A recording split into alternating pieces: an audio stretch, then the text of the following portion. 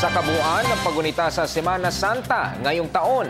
Ayon sa pambansang pulisya, ito'y dahil sa epektibong paghahanda at pagbabantay ng kanilang mga elemento na layuning matiyak ang kaligtasan ng publiko.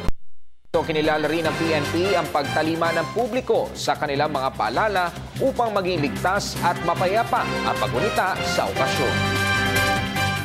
Generally, naging ligtas po yung paggunita ng ating mga kababayan ng Holy Week.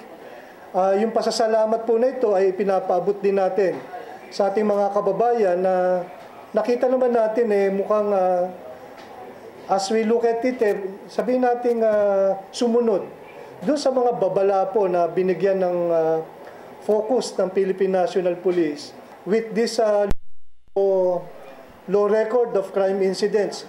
Nakikita natin na naging matagumpay ito dahil sa pagtutulungan ng lahat ng DILG with Secretary Marojas, ng Philippine National Police, 10 na rin ang ating mga kababayan.